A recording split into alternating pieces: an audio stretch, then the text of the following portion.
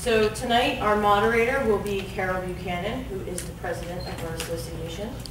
Our timers are Florence Magyar and Jim Buchanan. We thank you so much for timing. And I'm going to hand this over to Carol.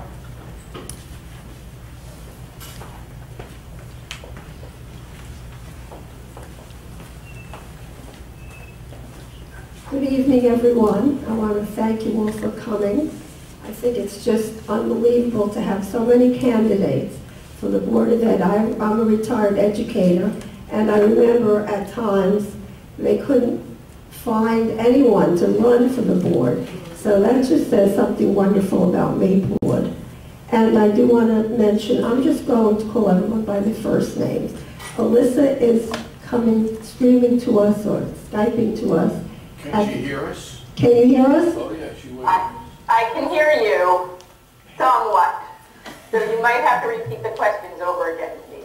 Okay, sorry, people. that's fine, you will, but we can hear you. That's the important part, right? Well, that's good. I told her And we're good. I would let you know how her perseverance is illustrated by, she's out in Seattle, I believe, and she's still trying to be heard for this position. So we will get going by, go over the format. Each person will have 2 minutes for an opening statement. Then each candidate will have 1.5 minutes to respond to a question they have received previously, so they can think about it as a wise answer. After that, we will have approximately 15 minutes for questions from the floor, and then we will have each response will be about 2 minutes. We usually don't have to be this careful, but with 9 candidates, I think I told most of the people here that we will not probably be asking all of the questions that we gave you, because we'll see what time it is, and I'll look out in the audience and see how wide awake everyone looks. And also that 2 minutes for closing statements. And Florence will hold up, can you show that slide? When there are 30 seconds left, she'll hold that up, okay, just to give you an idea. Also, I wanted to mention that I tried to pick out the questions that we thought were the most important, so they may not even be in the same order, but I'm sure you will have responses. So, and we'll start with Wayne for an opening statement. And please really speak into the microphone, because Joy Yaggett is taping this and we want you to be heard. So don't hesitate to move it over. We had to use only 3 mics because there were only 4 outlets for our system, so you'll have to share. Okay, Wayne. Okay, thanks a lot. And I want to start by thanking very much the Hilton Neighborhood Association and Carol as the president. You know, I remember this well from 2006 and 2012, and very happy to be back here again in 2015, and also for all of you here in the audience. As you can tell, and as many of you know, it's been a while for me on the board. At this point, I'm more excited than I've ever been about being a member of the South Orange Maplewood Board of Education and the possibility of returning next year with your support. I've had the chance since January of this year to serve as president of the board with exceptional colleagues. And I'm very proud of some milestones this year. In February, we worked together, and my job as president is to bring people together. We all have positions as individuals, but as president, I work to bring us together as a board on a new superintendent, Dr. John Ramos. Wow, a real combination of calm, firmness, vision, attention to detail, the board selecting a new superintendent. We brought our budget in with all of us working as we have in recent years to have it in very close to the 2% that has become properly, in my view, the new normal. Something that I particularly give credit to all of my colleagues for, and very proud to be president during this term, is concluding recently an agreement with our teachers on a new contract. We've had tough negotiations over a period of years, prolonged ones. This year, and you know, I give all credit to the individuals on our negotiating committee, Ms. Doherty as chair and others, but I worked hard as president to try to establish an atmosphere of collaboration and cooperation with our teachers. I'm very happy to have a new contract at reasonable terms with our negotiating partners. Finally, as some of you will know from this last board meeting, we opened up consideration just this last Monday of a new policy related to excellence, access, equity, choice, and accountability. More to come. Really happy to be here. And let's move on to Peggy. Now, Peggy is going to mention that on the ballot, her name is Margaret, but she uses Peggy in her everyday life, so keep that in mind. Please do keep that in mind.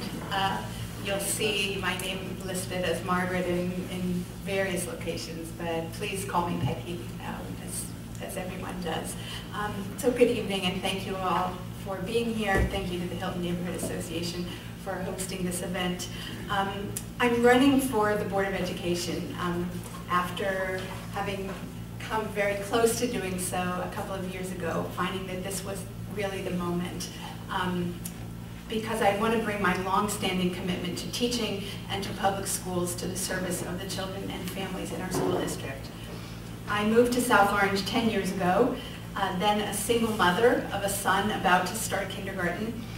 I chose this community for its proximity to my job on the education school faculty at Montclair State University, and because of the reputation of its schools.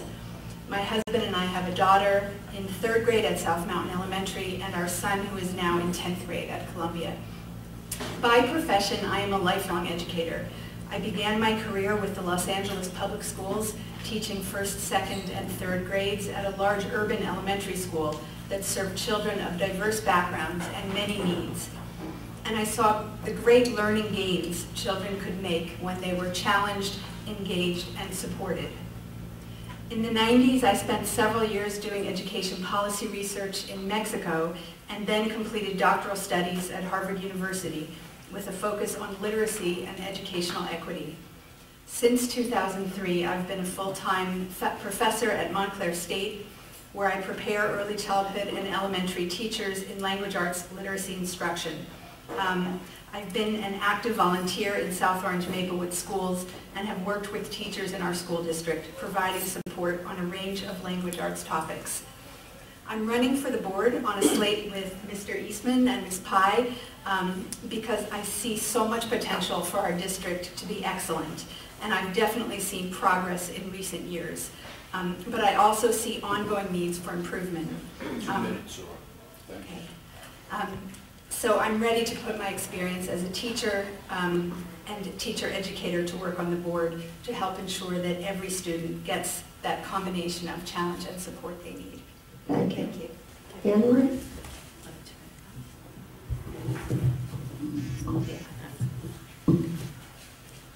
Hello, I'm Anne-Marie Manny, and thank you for attending, and thanks to the Hilton Neighborhood Association.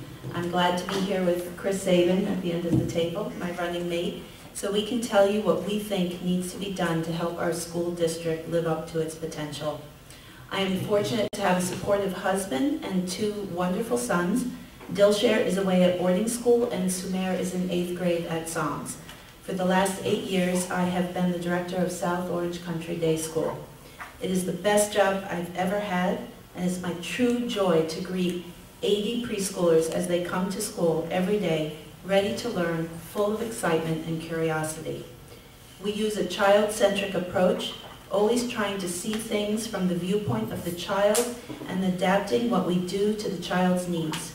We believe in personal responsibility and independent work, supported by teachers, guiding, and mentoring. As my graduates have entered our schools, I've witnessed some flourish and soar, but others have lost their joy of learning, and most critically to me, their confidence. Our district must do better. Every child at every grade and in every school must feel safe, valued, and respected so they can come to school ready and motivated to learn. We need to adopt a child-centric approach and support with mentors and advocates.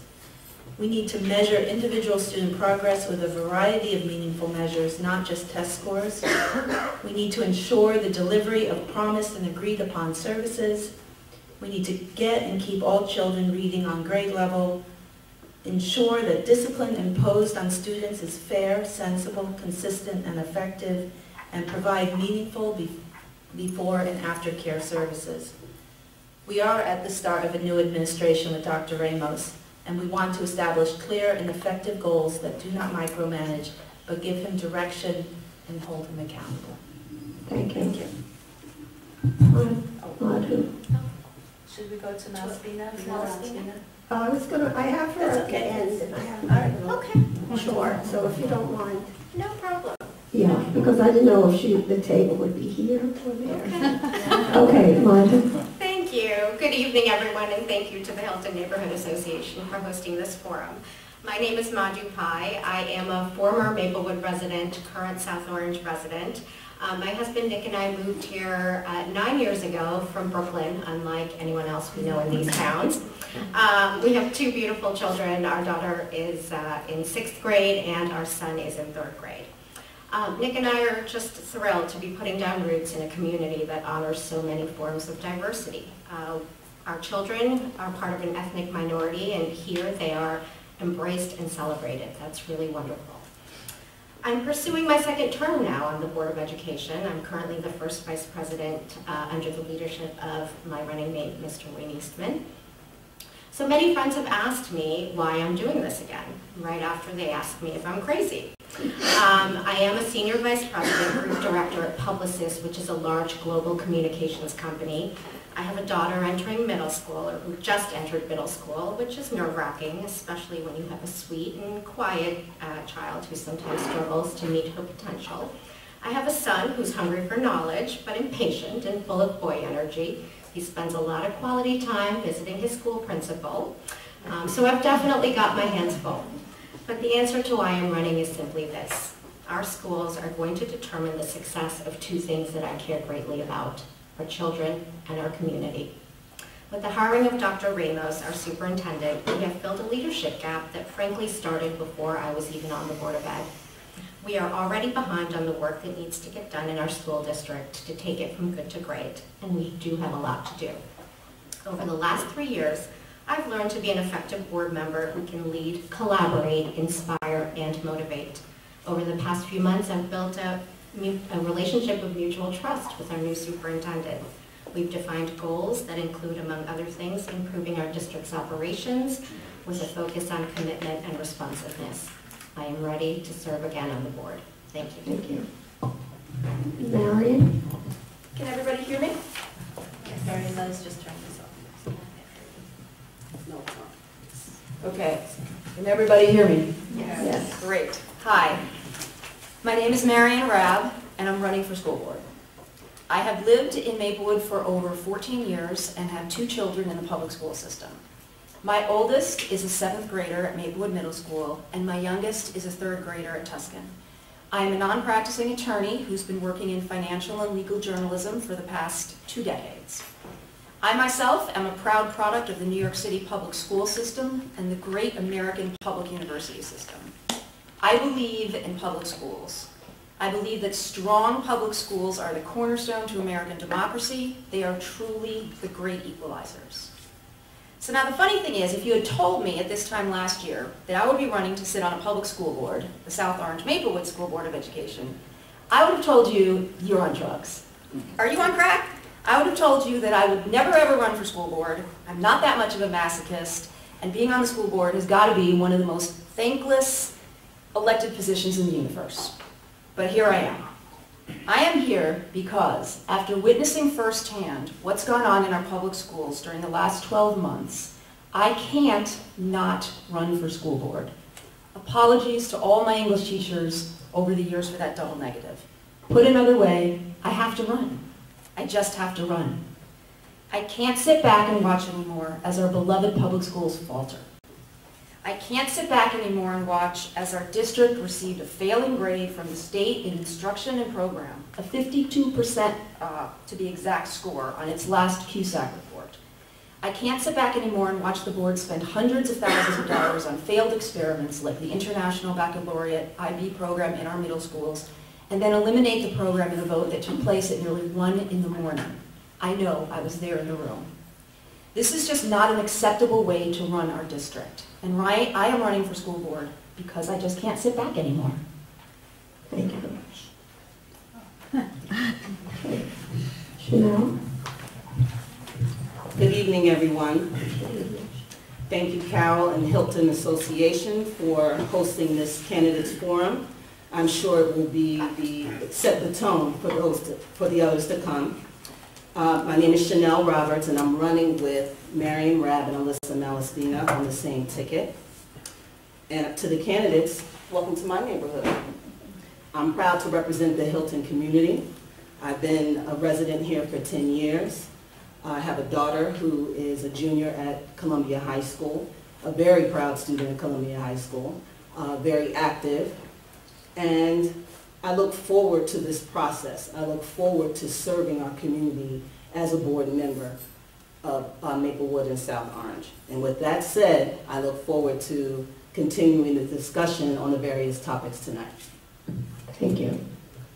And Chris?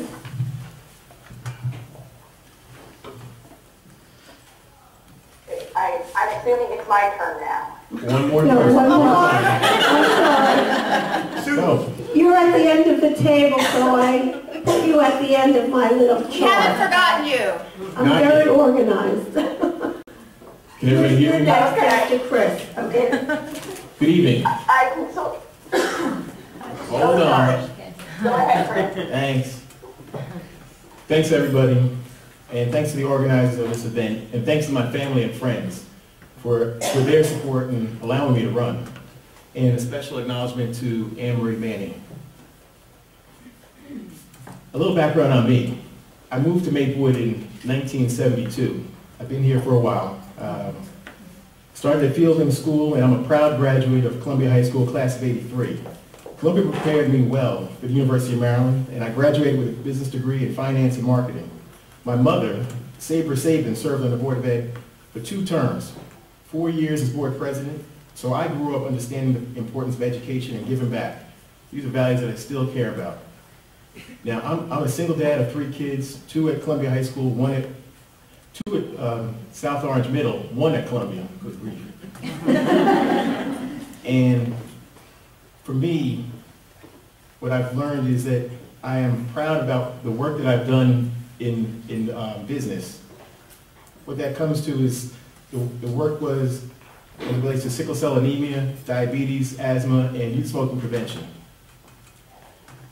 Other things that I'm proud of, there's my daughter, her performances at Clinton Elementary School. Also, when you think back, for me, 1981, the egg drop at the Columbia High School tower. And for me, the egg dropped and the egg didn't break. Now, the main reason for me running is not, there are a number of issues, but there's one that really speaks to me, and it's the achievement gap. People talk and say, why the achievement gap? And I say, the achievement gap affects everybody. And it is not something that just affects one group of people, it affects everyone. And as we're looking at it from the struggling learners, to the high achievers, to the students with special needs, to those unforgotten middle. So for me, the reason why I'm running is so that everybody can get together, whether it's through the principals, superintendents, and the board, so that I can be a part of this and help everybody and work together as a team. Thank you. Thank you. And now, Alyssa, please. Did you hear me? It's your turn. Now it is my turn? Yes. Okay, sorry, it's hard for me to hear. So, good evening, everybody. My name is Alyssa Malaspina, and I would like to thank the association for allowing me to participate remotely from Seattle, Washington, where I'll be speaking at and participating in school. I always knew I wanted to be an educator, and I've spent the last 17 years in the field as a history teacher, a teacher librarian, and as a meeting in the South Orange Maplewood School District, first to DHS, and later at SOMS. There's a good chance I've had the pleasure of working with some of your kids. The last few years have been a roller coaster ride. In the face of dysfunction and poor management, many excellent teachers and administrators, including myself, have left. And some parents have made the decision to pull their students because of a lack of in the environment provided in our schools. Make no mistake, education as a whole is at a crossroads.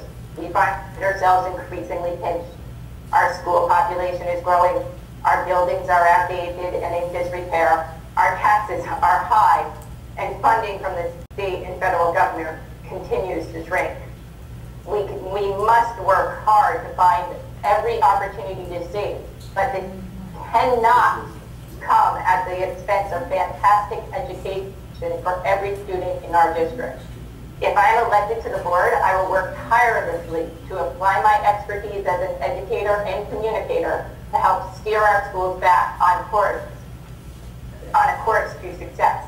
I will help find ways to save money in the right places and help identify new funding sources.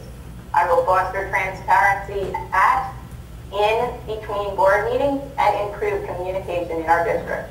Above all, we must put our children first. This is our mantra, and with this, we will succeed. 2 minutes, thank you. And I'm sorry, it's hard for me sometimes to hear. Sorry, guys. Thank you. We did very well hearing you. Thank you. Okay, now we'll start with the first question. And the first question, some of it was mentioned in your presentation, but maybe you could be more specific. What changes would you like to really see in our school system? And we'll start with Peggy. We go down the... Just one second.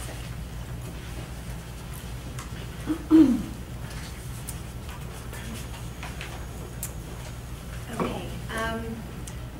There are many great successes to celebrate. I'm sorry, thank you. Thanks. There are many successes to celebrate in our schools. As of this moment, Wayne mentioned many of them, but there are also changes that I would like to see, that I've made note of over the years, that I've watched my own kids come up through the system. Most of them fall within the realm of curriculum and teaching. That's my area. That's where I usually have my lens focused, and so I'll focus my comments in that area. As I say that, however, I want to be very clear that I absolutely believe that our district is full of enormously talented and committed teachers. I simply want to see us better support and mobilize that talent in the service of all students. I'm thrilled to see the open access and choice policy that was proposed at the board the other night, and I look forward to seeing that move forward, be adopted, and then the hard work of implementation. The devil is in the details, as a colleague said, and that is absolutely true. In addition, however, I'd like to see changes in how we do professional development. We don't involve teachers nearly enough, and we have such expertise here. There's actually new state legislation that was just passed last week, creating a new teacher leader certification that would support teachers taking on greater leadership roles and sharing their expertise. Okay. Thank you. Thank you. I'm sorry. We don't need to be This is rude. 1.5 minutes. This is 2 minutes. Okay. Okay, Anne Marie? Thanks, Peggy. So the changes I would like to see is that the district needs to move to a child-centered approach that informs all decisions about teaching, learning, safety, and security. And we need to foster an inclusive culture where every family feels welcomed, embraced, and respected. Doing so will move us a long way toward closing the achievement gap. We need to enable teachers to succeed in building relationships with and fostering academic success for all their students by providing them with the systemic supports needed. All children need to be reading on grade level, and their mathematical development needs to be at grade level as well. The board needs to establish effective oversight to ensure that the district's assessment procedures are cohesive, transparent, and fair. We need varied and meaningful measurements to inform instruction, promote student growth, and foster parental confidence that all students are being challenged to the full extent of their ability. We also need carefully considered strategy to provide a stronger focus on science, technology, engineering, the arts, and math. We need to put an end to the frustrating roadblocks too often encountered by parents of classified children and those with 504 plans when they try to ensure that promised and agreed upon services are actually provided. And we also need a better understanding of the school budget and a more thorough community understanding. You can finish your sentence. Thank you. Thank you. Yeah. Marjorie? Thank you. Some of the changes I would like to see are actually already happening, and I'm happy to say that. We are increasing access to higher level classes. This past summer, over 200 middle school kids were leveled up in math. That's pretty amazing. We now have a policy that broadly opens up access and enables choice. I would love to see that passed and implemented. We have new leadership with Dr. Ramos at the helm, and we're working towards a better service delivery model that starts with how we communicate. We've started to put some focus on elementary school, equal focus as we do to our secondary schools, so our kids get the strongest start right from the start. These are all good things. But one thing I would like to see change in the school district is its approach to how it approaches its work. I would like the district to have more of an and approach versus assuming trade-offs and single solution approaches are the norm. So for example, I think we can maintain a 2% operating cap and maintain world language starting as early as elementary school. Exposing our youngest learners to different cultures and languages necessary for 21st century learning. In Seth Boyden, I saw students studying Africa and learning Swahili. This should be a consistent unit throughout the district. I believe we can consistently strive for innovation in our programming, and we can take the time to properly implement it so that teachers are not overwhelmed and overburdened. And lastly, I believe we need to address many achievement gaps. The racial achievement gap, the gender achievement gap, the special ed achievement gap. I believe these are all interlinked, and with some focus, we can overcome them. Thank you. Marion? Thank you. I guess the biggest change that I'd like to see in this district is how it handles communications. As a professional communicator, a journalist for the past 20 years, it has just been astounding to me how awful the communications have been in the last decade to parents. And I'll give you an example about that. When there was a code red lockdown at the Maplewood Middle School, parents had no idea what was going on. We got an email that there was a code red, but we had no idea what was going on. The district did not effectively communicate with parents who were rightfully out of their minds with worry and dismay. And we're hearing rumors like there were bomb-sniffing dogs at the school. The communication was so poor, I actually had to call a friend of mine on the police department, a sergeant on the Maplewood Police Department, who I had his cell phone number to ask him what was going on. And I started communicating with other Maplewood Middle School parents via Facebook, telling them that, yes, everything is okay, the lockdown is over, there were dogs in the school, but everything is okay now. That shouldn't be the way the district communicates. We shouldn't have this void in communication during a crisis. We shouldn't have a void in communication at any point. People should know what's going on in the district. I know that the board has recently looked at a new software system called Let's Talk that they hope to use to improve communications.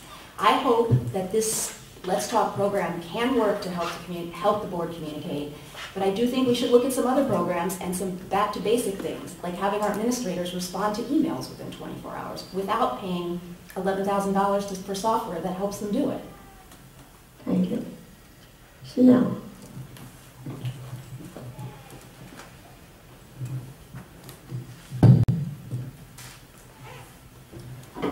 In addition to, can you hear me? In addition to communication, I'd also like to see transparency. Dr. Ramos's vision for an upside-down pyramid would truly put our students first. It would include the expertise of our parent community and support our teachers and administrators so that our district can be successful.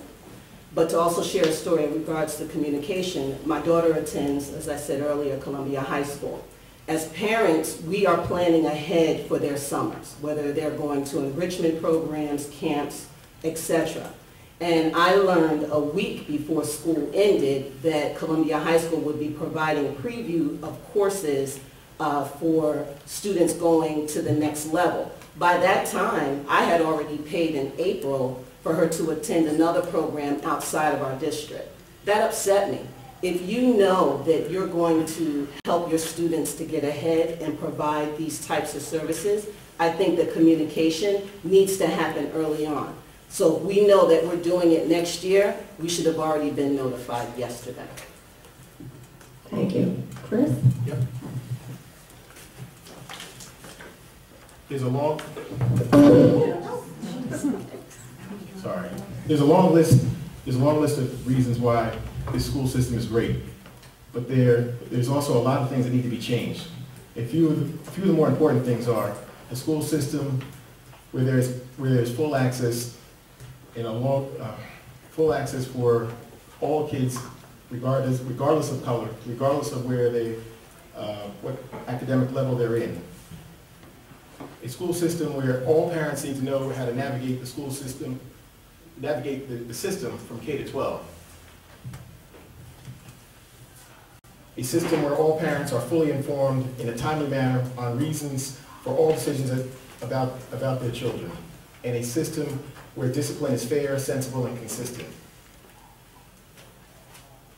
A school system where there is a unified approach to athletics in the community and students can have access successfully, both on and off the field. Thank you. Thank you. Alyssa, can you hear her? I think that's me, right? That's you. Okay. Oh, good. Okay, I'm trying to do this. Our school district is at a pivotal point. When Ms. Rabb and I attended the Kiva during the annual board members retreat, the board members and administration stated that this year was a horrible year in the district. What could go wrong did go wrong. It felt like a ship without a rudder. My hope is that with Dr. Ramos joining us, things will start to improve. But we have a lot of changes that need to be made. Dr. Ramos says that we must get back to the basics, and I agree with him completely. We must communicate much better with parents.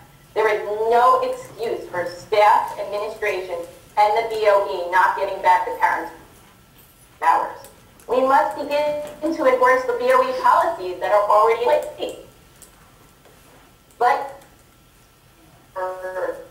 for math placement, there have been too many policies in place that have been ignored, and we must find ways to work collaboratively with the educators in this district.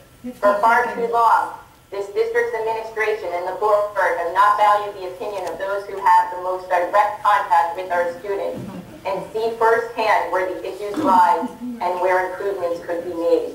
We can't have an us versus them mentality if we want to foster a healthy working and learning environment. If we are going to get back to the basics, listening to those in the trenches will be key. Thank you. Okay. Thank you. You ended perfectly at 1.5 minutes. And now we'll go to Wayne. I'm sorry. Okay. Two big things I'd like to see progress on, because, yep, I feel I have critical energy about changes we do want to move toward.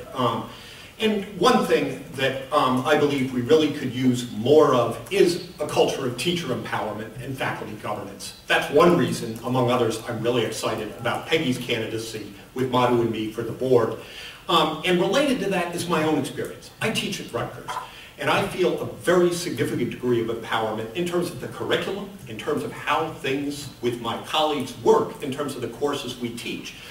I think we need to work and develop that kind of culture to a greater degree in our schools. And I think we can be a beacon that way. I think Peggy, as a new board member, can start making a great contribution on day one.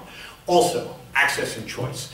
This is a very big deal indeed. This policy really does represent a sea change, much as there have been certain things in that direction.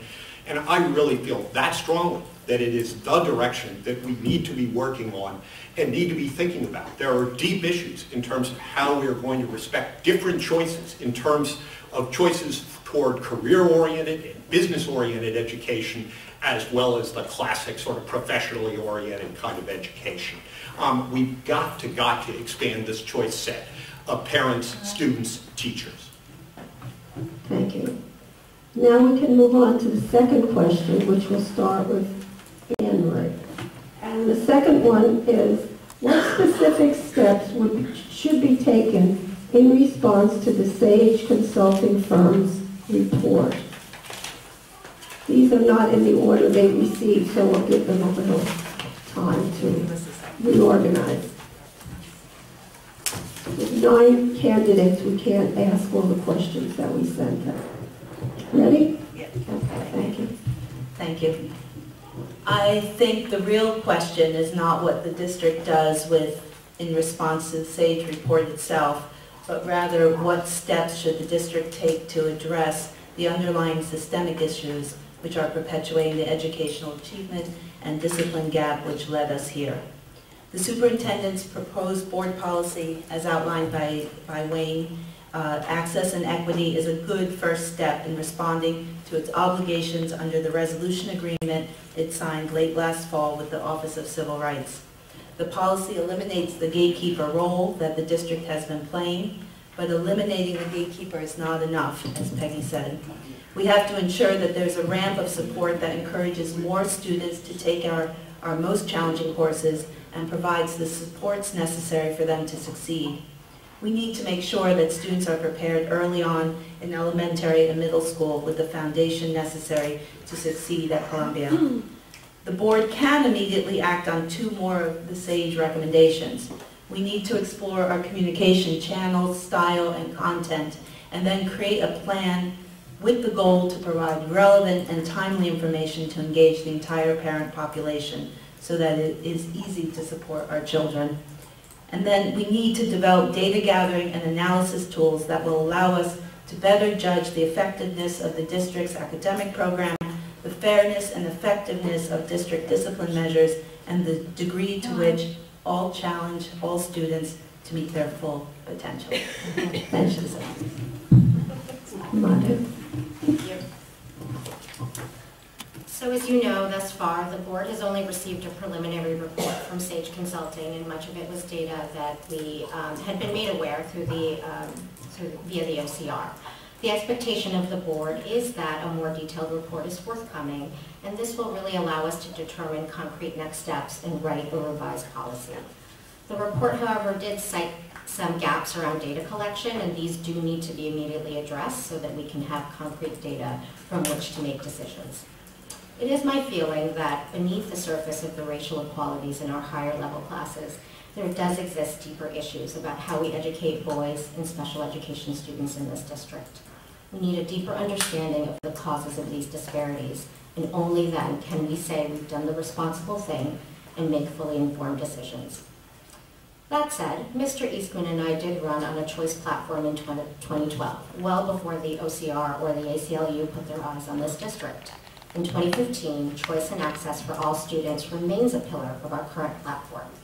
I'm proud to say that this Monday, the board put forth a policy which will put the choice regarding a student's educational path in the hands of students and their families.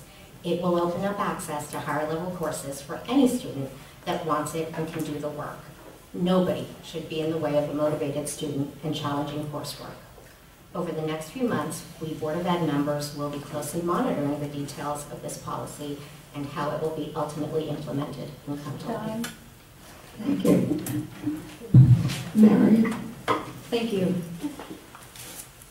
I read the SAGE report, the preliminary report, as Madhu noted, and I think it's very important to remember that the SAGE report that was just released is just a preliminary report. The current board picked SAGE consultants out of a field of 3 bids to conduct this investigation under the terms of a serious complaint about the achievement gap in our schools filed by the Federal Office of Civil Rights and the New Jersey ACLU. The complaint also alleged that black students, especially African American boys, were being disproportionately disciplined and suspended. So what steps should we take? That's the $64,000 question.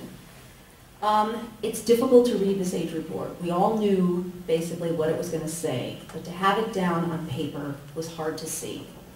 I think as a community, we need to admit that we have a problem and stop treating this like a third rail of politics. I'd like to stop seeing the Orwellian doublespeak that we have, for example, calling college prep math college prep, when we all know that someone who's going to be in college prep math for the rest of their middle school and high school career is probably never going to be able to take calculus and get into a top-tier school. We need to recruit a more diverse teaching workforce. We need more teachers of color in our schools. And we also need to hire more guidance counselors of color. That is absolutely, absolutely crucial. We have to provide positive role models for our students and give them choice. And to that extent, I do approve the equity and access program that the board recently submitted. I just hope that we follow through to provide all our students the support they need to take advantage of it. Thank you. No. Thank you, Marion, my running mate. You took the words right out of my mouth. But I'll just add this. The SAGE report peeked in our windows and pulled the curtains back. And at the end of the day, while we look to the board, our candidates, and whoever will fill these shoes, it's a town issue. It's all of our responsibility to work together. We pride ourselves in moving into South Orange and Maplewood because it was diverse. I moved here 10 years ago because of that reason. So we should not allow our schools to divide us. Because if we do that, then we're only contradicting the reasons why we moved here in the first place. And just to give you a brief example, my daughter is in college prep classes. And it was due to her testing that landed her there. Does that make her a bad student? Absolutely not. Because when she does her classwork, she's straight A's. It's just the testing that she had an issue with. But I'll say this about college prep. I strongly believe that when students are placed in classes that require them to reach higher, when they know better, they do better. My daughter did a summer at Newark Academy. She was with students who didn't even look like her. And she managed to pull out in B pluses and A's. It made her take her work seriously as a junior, and she's more excited this year in her school. Thank you. Chris? Yes. A number of the points have already been made. We know that this is a preliminary report. We know that the SAGE Consulting Group is our consultant. We have to understand that the community, it's not just the board, it's everybody together needs to work with the report that was initially put together and make sure that we can all follow through and deliver what is required to make sure that everybody has access to the correct classes that they should be working towards. And with the policy that was created, that's fantastic, but we need to make sure that we're all working to manage and be more effective and be more transparent with what's going on with every level with our children. Thank you. Thank you. And Alyssa, can you hear us? Okay. I guess it's me. Yes. I know you guys are having a little trouble with, I'm hoping you're getting most of what I'm saying. In the work of SIG that SIG is doing, so much so that I signed on to help Ms. Ramsey and her team with the communications and data gathering portion. When I made the decision to run for Board of Education, I resigned as I felt it would be a conflict of interest to continue in a position that had financial ties to the board.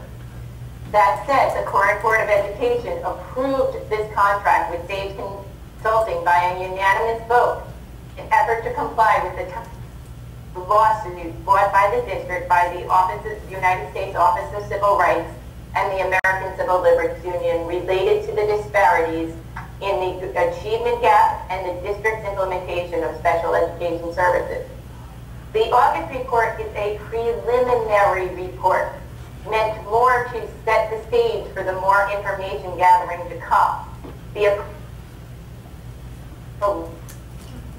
And start to build a responsible framework, the ways to improve, and to provide equal access for all of our students. As a former educator in the district, I have observed these many disparities with my own eyes and will work tirelessly to make sure all students in our district have a quality education. For far too long, these issues have gone unaddressed by the Board of Education, and I will not allow them to continue.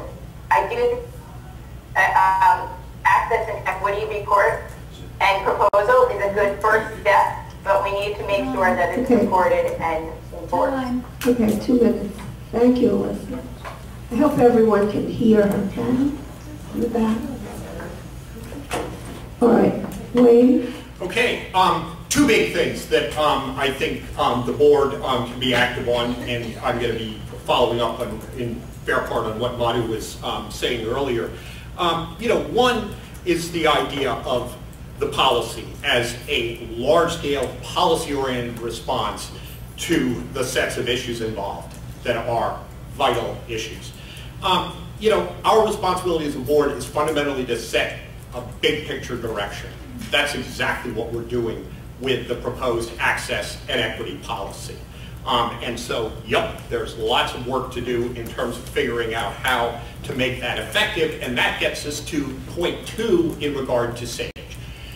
We picked SAGE, and I want to express strong support for Thelma Ramsey as the leader of SAGE, who is an experienced educator herself, who lives in this community. Many of the educators on the SAGE team have experience in a number of nearby districts, including East Orange. And you may say, well, isn't East Orange different from us socioeconomically and so on? Well, I think we can learn some things. In other words, Ms. Ramsey and others on her team have experience with access, with AP, and so on in the districts in which they teach, as well as there are people on the team who have experience in our district. And I think that they are excellently positioned to work sympathetically with people in our district, good departments, good administrators, good faculty members who have been used to the gatekeeping culture. So I think that's really important to get SAGE together with our faculty, with the support of the board. Thank you. And Peggy? Thank you. I also agree and concur with Wayne and Madhu and others on the panel that the policy that was put forward on Monday evening to open student access to AP and other higher level classes really does give us an excellent foundation for addressing some of the findings of the SAGE report.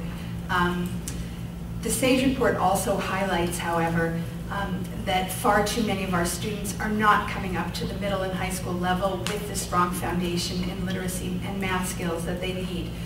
So I think really focusing on strengthening our early education programs needs to be a major work of the board, building on our new Montrose preschool program to ensure its success, critically examining our early reading programs to ensure that they really have all the components that will support getting all children to read on grade level. Things like systematic phonics instruction, which is not being implemented at every school site or in every classroom, to help every child read and write on level. And then providing intervention supports for those children who are below level in grades K-5, not just K-3.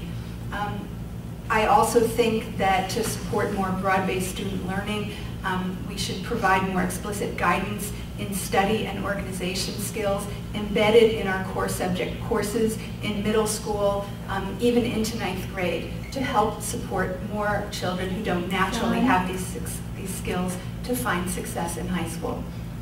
Thank you. I think everyone has answered, am I correct? Yes. And so we start with Madhu, with the question 3, which is, do you think that school security is sufficient? If not, what changes would you make?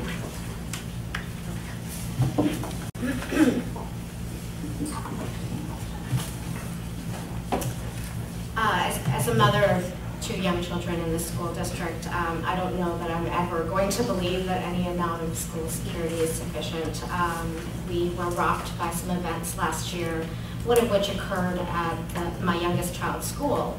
And they were really a wake-up call for the district to put renewed focus on school security. We've made some starts, but has it all been fixed? Absolutely not. In our work forward, I think there are a few things that we need to keep in mind. First of all, the district cannot do this job alone. We're very lucky to have collaboration with our township leaders. The South Orange Board of Trustees got us a grant that allowed us to put safety officers inside our buildings. But we need to continue to deepen our collaboration with the police departments. They play a critical role in the safety measures and protocols, and they're not always seamlessly followed. Second, we have to take very seriously our obligation to keep every student and staff member in our school building safe. Threats to safety sadly can sometimes come from inside the school building. We're doing a lot of great work with restorative justice, and our suspension rates have actually been going down year over year. However, external pressures from political organizations should not deter us from maintaining safe conditions and a positive culture in our buildings. We cannot soften our stance against violence or weapons in our building. We must take seriously the fear that parents have when they hear murmurings about gangs and fights at CHS. None of this can be tolerated or encouraged by self-consequences or inaction. Thank you. Marion? Yes, thank you. Unfortunately, no. I don't think security is sufficient in our schools. My oldest son was crouched under a desk during a code red at the Maplewood Middle School for over 2 hours this past June after a child brought a loaded Glock handgun into the school. I don't think school security is sufficient when there were so many fights at Columbia High School last year that somebody made a video montage of them set to music and then released the video to the public. We need to ensure that our at-risk students are receiving the academic and social supports they need to succeed.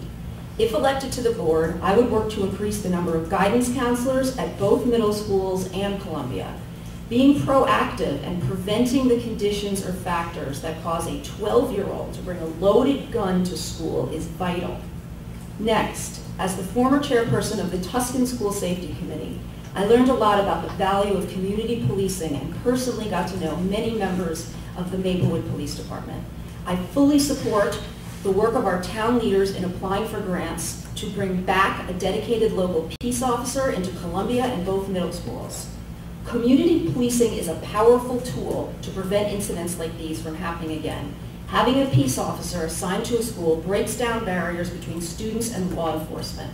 This is how we work to create positive ties between law enforcement and our children, and this is how we stop loaded weapons from being brought into our schools and fights from happening on our school grounds. Thank you. Thank you.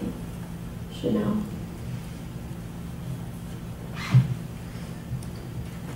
This is a topic in which I've heard many opinions, and while the process for solutions has started, we can do better. What I will say is the incidents that took place last year and over the school year has kind of, you can turn it into a positive, because it was an opportunity for our neighborhoods to come together in one place and talk about the issues and work towards solutions. What I'd like to see happen is, because our community is so talented and there's such a wealth of information among all of you sitting here, we need to work together. I'm hoping as a member of the board, we will tap more into your knowledge, your programs, and your expertise in a lot of these areas to help us to come together and develop better solutions. Thank you. Chris?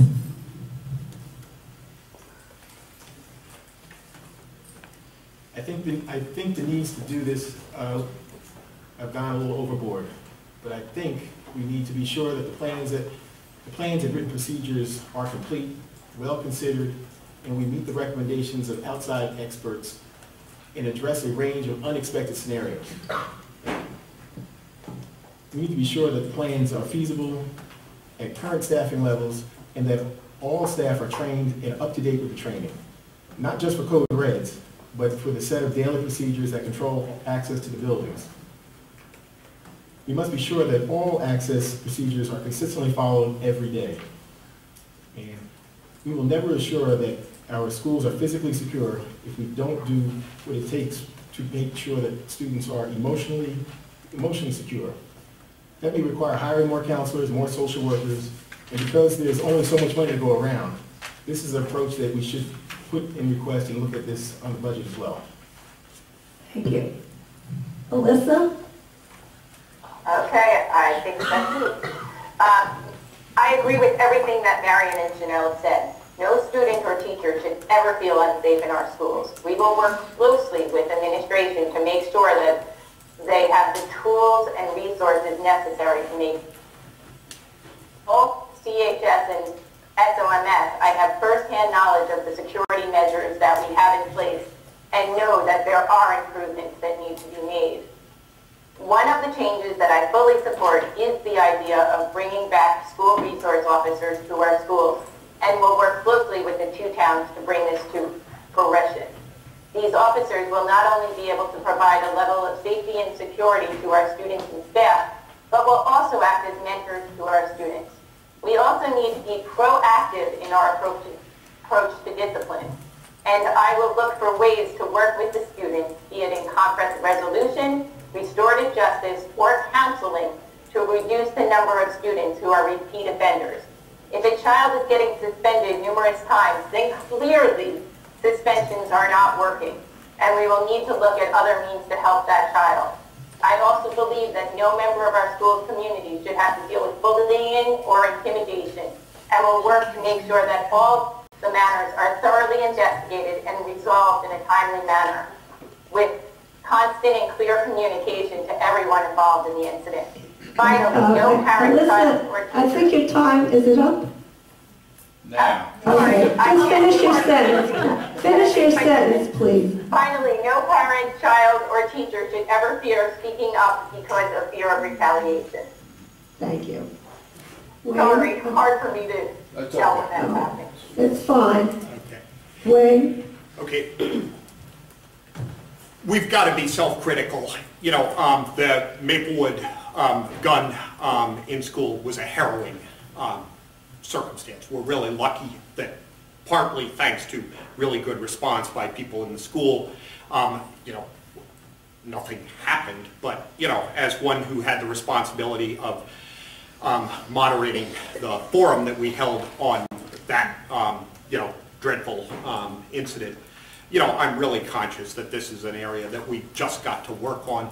There are no magic answers, you know, in my judgment. In other words, metal detectors at all our schools, no, in my judgment. That's not the way forward.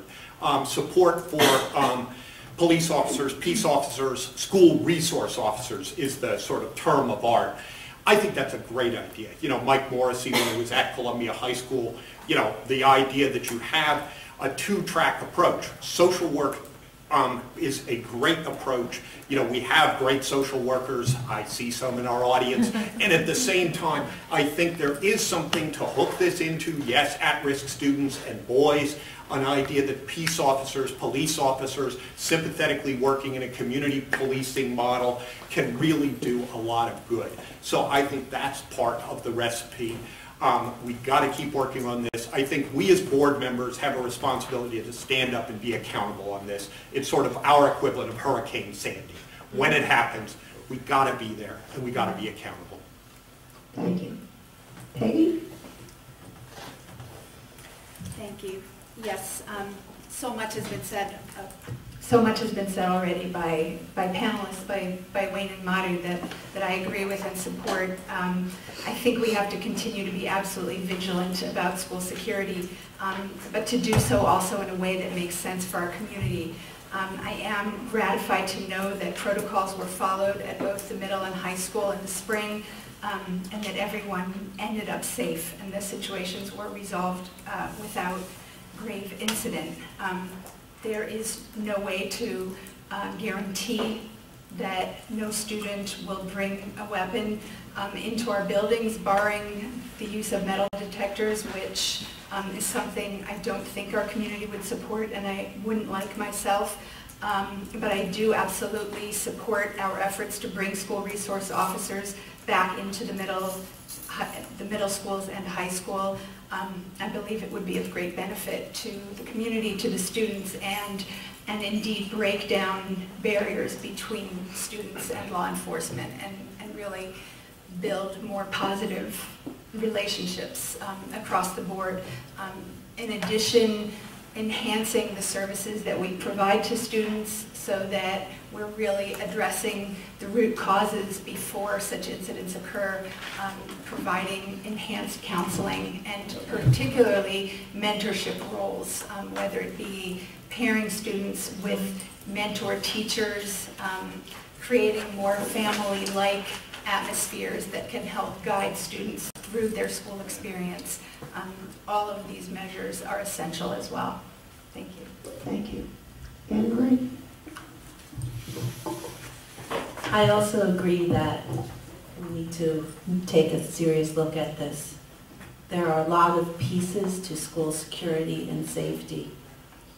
We have made some progress on these emergency protocols. However, we have not created a comprehensive plan for a more proactive approach. Positive school climate, effective interventions, and social emotional supports for all students, ensuring that every student feels engaged, supported, mentored, and respected. Several parents made just these points at last spring's Community Forum on Safety, and there are also the recommendations of multiple reports on school safety and security. Some of our district administrators and staff, on their own initiative, have done some positive things. At SOMS, our social workers and the health department and PE department partnered to create a day of kindness, as well as the wellness extravaganza. The language arts department worked across all 3 grades for the Shakespeare Day. These activities build community, elevate climate, and develop trust among adults and children, the adults they see in the building every day. How do we make sure that happens in every school? One approach, also recommended by these reports, is to identify a single senior administrator with ultimate responsibility and authority to be the point person for school safety that goes beyond responding to emergencies. We don't have a single point person, and that makes it difficult. Time. Okay, now thank you, and we'll move on to the next question. We'll start with Marion. And the next question is, what is your position on music and arts in the school? And in some areas of the school, discuss funding, how you would, discuss funding and how you would include it in the daily schedule. It's a great question, and I'm so glad to be getting this question first, because music and art are so important, and they're such strong components of our school. I am so grateful for the amazing music and art that my children have received, both at the Tuscan Elementary School and at South Orange Middle School. Music is the art of thinking with sounds. I think a French musicologist named Jules Combrou once said. And that is very, very true. Music is the art of thinking with sounds. I am so grateful that we don't have art on our cart programs at our elementary schools, like so many elementary schools in New Jersey and across the nation do. I looked at our most recent school budget, and I looked at how much we're spending on music and art. Our total art spending is about looks like about $1.6 million, and our total music spending is about 1.4. So roughly we're spending about $3 million on music and art. Would I like to spend more on music and art? Absolutely. But we have some tough decisions to make about the budget. We don't have unlimited funds. I am so proud and so happy about the amazing things that our schools are doing, not just in elementary school, but with the shows at our middle schools, with bands and the marching band at Columbia High School. We've done so much with what we have. I think we need to continue to pursue partnerships with outside arts organizations like SOPAC and NJPAC and work to bring in the resources of our incredibly artistic and talented community members to help our kids. Thank you. Thank you. Chanel? Speaking of NJPAC, my daughter will be performing there this year. I love music and arts, and I'm so grateful that we did get this question. I grew up, I played the trombone, clarinet, I played the cello in the orchestra, and I sang in the choir. My daughter is a member of the special dance program, but more importantly, what I saw her learn was priceless. As a result of her participation in the program, she's exercising team building and leadership skills through group dance and meetups. She's fine-tuned her motor skills through movement. She's improving her memorization skills because she participates in multiple choreographic pieces. She's developing the art of presentation and public speaking skills. And she has a new set of friends, many of whom spend the bulk of their day in AP classes, who don't look like her and would probably have never had the opportunity to interact had it not been for this program. I believe music and arts makes us well-rounded. It's an opportunity to express ourselves creatively. It's an opportunity for us to extend ourselves, and it's much needed. Thank you. Thank you. Chris?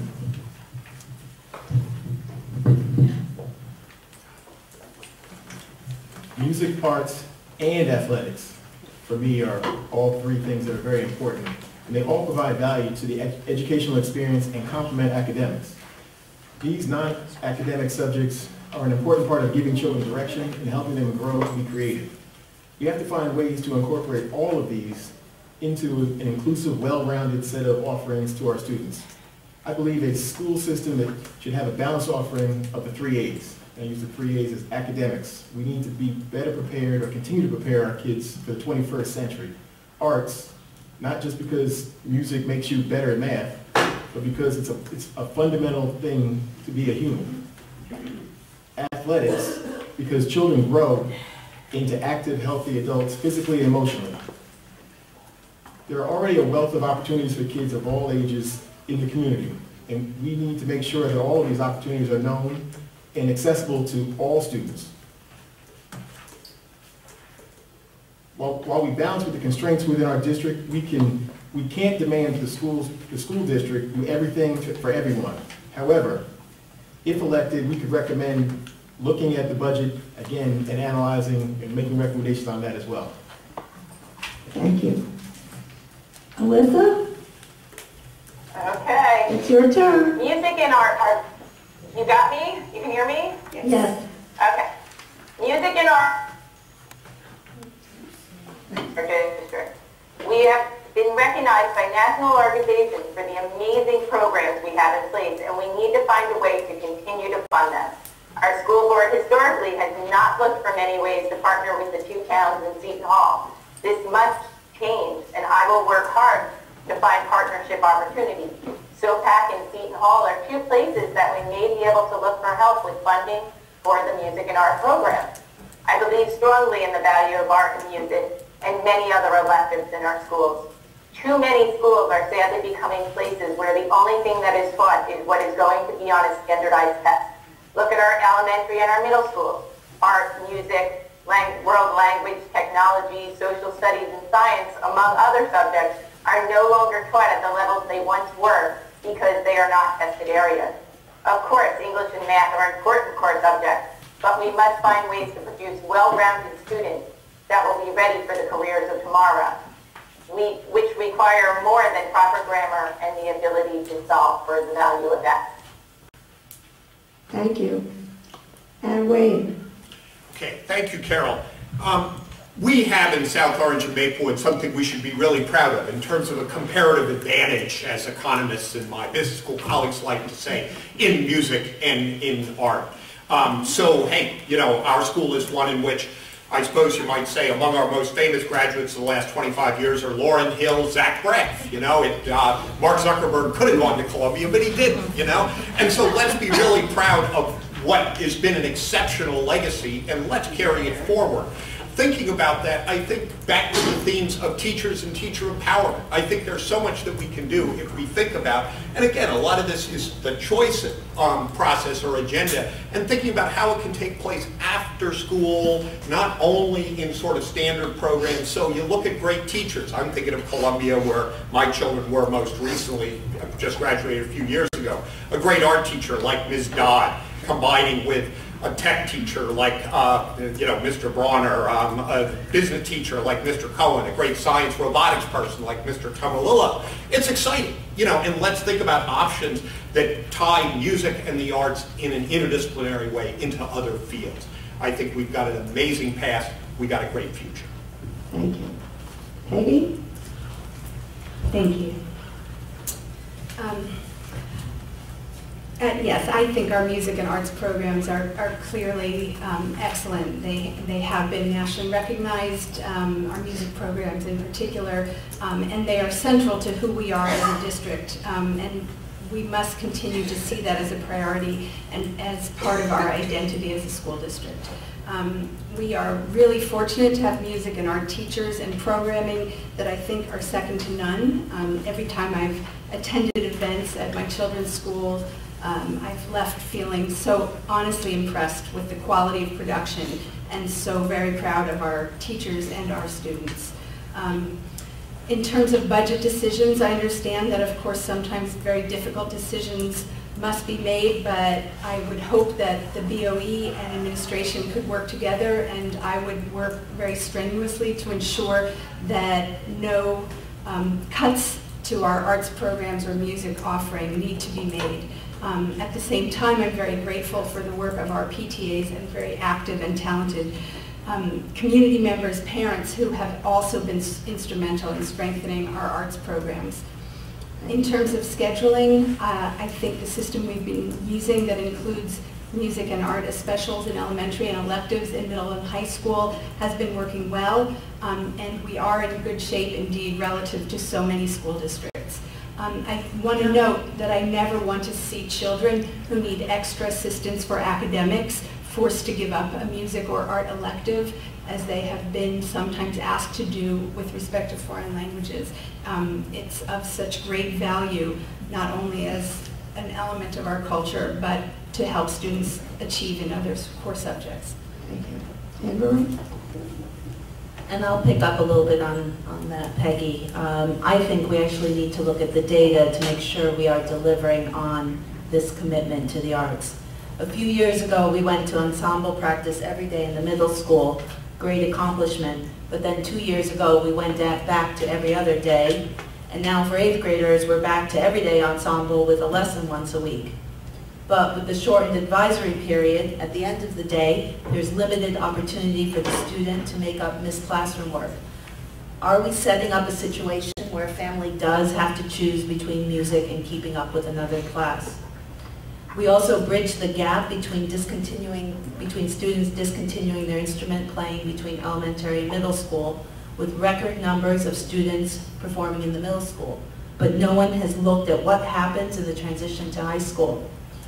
What are the roadblocks for a child choosing to re-elect to continue with band once the school year has started? How are we supporting our students that want to take chorus and music and other electives? Are we being creative with the schedule to support this passion, or are we placing roadblocks? In the elementary schools, our 6.2 art teachers serve an average of 3,350 students. How are we supporting these teachers, as the skills they also teach are so important? Attention to detail, planning and organizing your work, expanding attention span, fine motor skills. Within our limited budget and limited time in the day, we have to use the creative problem solving to make sure we have music and art in the schools. Thank you. And last but not least, that's our last question. We're going to go to questions from the audience. Okay. Marjorie. Then I'll be brief because I agree with a lot of what's been said. Music and the arts are a vital part of a well-rounded curriculum, and we need to maintain the richness of our arts program here, as it is really a jewel that sets us apart from other districts. The importance of music and the arts not only mirrors what's important to the community, but there is so much research in support of arts education.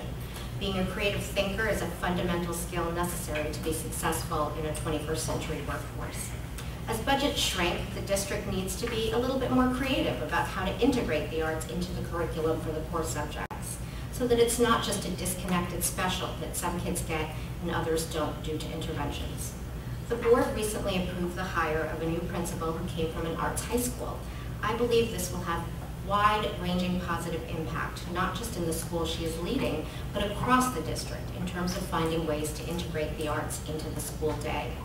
Through our policies, we board members can continue to communicate to Dr. Ramos that we are not only supportive of the arts in our schools, but that we expect our curriculum will always be well-rounded.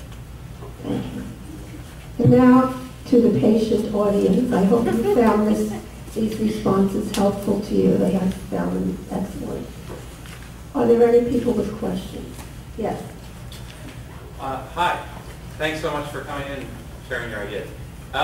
My sense is that the board in its functioning this past year was sort of like our deadlocked Congress and basically unable to accomplish anything very significant because of the functioning or lack of functioning between the board members.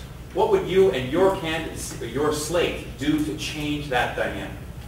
Did you want to ask everyone? Or? Yes. Okay. So we will start Or maybe we with... can hear from each slate, if that's a way to keep it shorter. Okay. Well, I think it was Chanel's turn, so, wasn't it? So, do you want to answer for your sleep? Do you want to talk to each other? Oh, for Team 2015? It's so much 2015. That's a very good question. And I also asked that question because as a parent attending the Board of Education meetings, I saw the deadlock. And I think part of it may have had to do with the lack of leadership leading the superintendent. I think now that we do have Dr. Ramos in place, things seem to be moving forward. But at the same time, communication is key. We need to talk with one another more. I know that there's talk about these kivas. I have my own reservations about some of that, but I think that if we listen more, we'll be able to hear and be able to have better conversations. We shouldn't be deadlocked because there's a job to do at the end of the day. And I think sometimes when we are deadlocked, that means we're not paying attention and we're losing focus on who's the most important, and that's our children. And I think that if we keep our kids first, we'll be able to move forward. Okay. Thank you. And Chris or Anne-Marie, do you want to? Sure. This is just so that we can see if there's more questions. Well, we really only have 50 seconds left for this question. Oh. We're going to be a little flexible. We're going to be I can't talk that fast. You don't want to see an argument between the Buchanans tonight.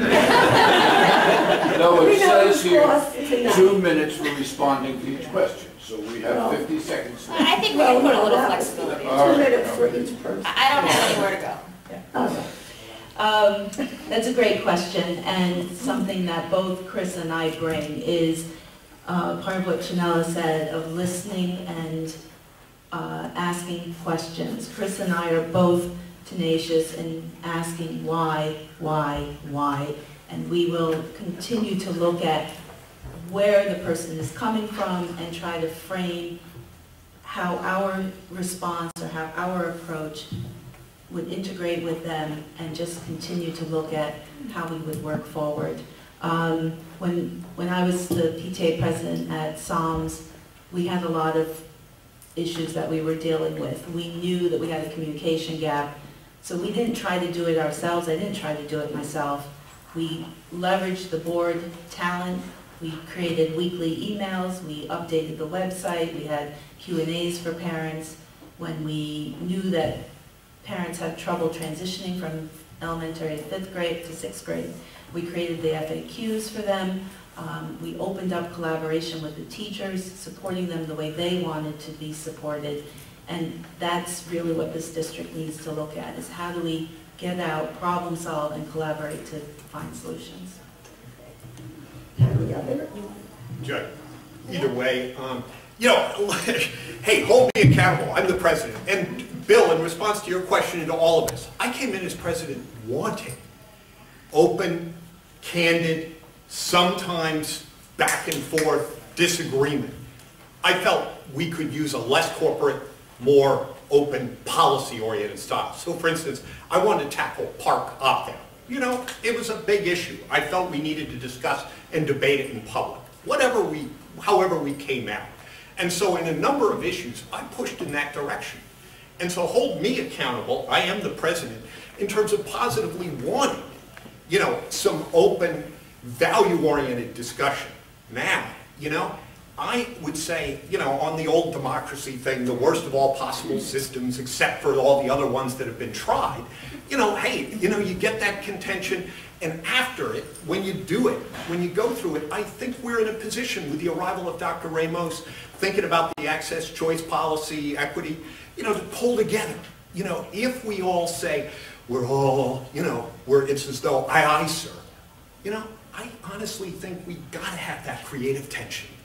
And I really value that and the contributions of the people who didn't vote for me for president, because not everybody did on the board. And they have really contributed and been great as board members, and I'll just leave it at that. Another question? Yes. Oh, hi. I was, Could you again just say your my name? name is Morgan Hillis. Thank you all for coming and putting your hats in the ring. I was wondering if the candidates could comment on the importance of global education in our district. Now, maybe someone from each group who didn't just answer could do that. Let's start. I guess I can start. It was the question global education? Yes. Somebody just called. Okay, thank you, sorry. I'm totally in favor of global education as a history teacher, as a previous history education, and I do a lot within what I have done in the schools to foster more global and collaborative education. I ran a poetry summit that brought people together from all over the United States and the world. I run debates, virtual debates that do that too. There is value in global education, and there are great ways to find different means to do that.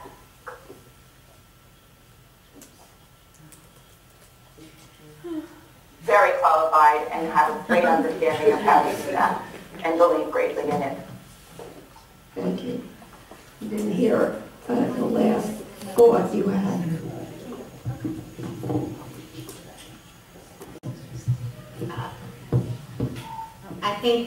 I think we need more focus on global studies in our district. You know, we expect kids to wait a very long time until they actually learn about the world outside of the United States. And there are just so many benefits to learning about different cultures, appreciating different cultures. It's a great way to integrate foreign language into daily studies. I think, you know, there are just so many interesting little nuggets that would keep kids who might otherwise not be engaged. So I think we do have a real opportunity to inject more global studies into our curriculum starting very early in elementary school. There are several other districts who, you know, who are implementing it in second and third grade. So I think it's a huge, huge opportunity area for us, and I think the advantages of it could be just very far-reaching and very relevant to sort of the 21st century world that these kids will be going into, where, you know, people from all over the world will they'll be working with people from all over the world and cohabitating with people from all over the world. I think in our diverse community we could do a little bit more to be more globally centered in our schools and to teach our kids appreciation for other cultures as well. Yes, I'm for global education. And seriously, this is something that we all need it. This is something that the kids in certain districts are already doing this. We have, I know in districts nearby here where kids are actually having conversations, Skyping like we're doing today, Skyping with kids in Haiti, Skyping with kids from Dominica. So they have the ability to learn and have regular dialogues on an ongoing basis. These are things that are easy to do. And it doesn't, all it takes is just like we were doing today. All it takes is the ability for technology. And other communities have these technologies. We are the ones sometimes that are holding some of these events and opportunities back. So yes, we need to move forward with that. Thank you. Is there another question? Really? Okay, then we'll move on to the closing statements. Did you want to say? I just wanted to make one additional note to this discussion of global education. I do think that as we look at how to enhance the global component of our curriculum, a really key piece of that is that we look at our foreign language instruction. It seems to be the consensus that it's one of the weaker links in our curriculum, and that the instructional time that our students are investing, which is significant in foreign language study, isn't producing the payoff in terms of language learning that it should be. And so we really need to look at how we can enhance the curriculum, how we can support teachers to enhance the instruction of foreign languages so that all of those years invested in learning really do contribute to the global perspective and kind of intercultural communication that speaking a foreign language should offer. Thank you. Now we'll I changed my mind. Is that okay, Karen? That's fine, Amanda. Thank you. Amanda Eigen. Thank you all very much for your time and efforts. I came in a little late, so I do apologize. You can tell me if you already answered this. But I think I speak for the majority that we've all been there. We've reached out to a teacher. We've reached out to a guidance counselor. We've reached out to a teacher and a guidance counselor, teacher, guidance counselor, principal. The list goes on, and it's fallen on deaf ears, or we've never gotten an answer. How would your slate, in the interest of time, deal with this recurring, insulting, really frustrating problem? I'll answer that for our slate because I totally understand where you're coming from. I have just spent the last 3 weeks trying to deal with an issue with my son who has a 504 and not getting any response from administration. And they were not enforcing the 504 like they should be. So I get the frustration. I get that. And we have to change that. We have to hold people accountable. Nobody should ever have to fight to get back a phone call from a parent, an administrator, or a teacher. No one should have to feel frustrated like they do. And we will work hard to hold the members accountable. I, as a teacher, know that I get back to everybody right away. As an administrator, I did. I don't understand how we, as a district, are not doing that. And I believe that if we change the culture and the climate of the district, then communications will change. Not a piece of software, not anything else. You have to change how the culture and the climate of the district are run, and then communication will improve, and people must sort of be held accountable for that. If anybody else from my team wants to jump in, go right ahead. But it's hard for us because we're, I'm not there to answer for that. Okay, thank you. From our team, I know she answered the last one, but wow, she's a communications professional. I got to pass it over to, I'll take this she's one. the right one. I'll take this one. We have really fallen down on responsiveness and even proactive communication in this district. And I just want to offer up a piece of hope to say that we have a superintendent right now who shares the board's commitment to communication and a service model for how we deal with parents and students and staff. The Let's Talk program, really was intended to be a first step to not only try to understand the sentiment within the community, but to actually tie some accountability to overall responsiveness. I mean, we have a program now where we can track what's coming in, to whom, and how quickly they're responding to it. I mean, that is a tremendous first step. So I would just say, I think we're on our way to improving things.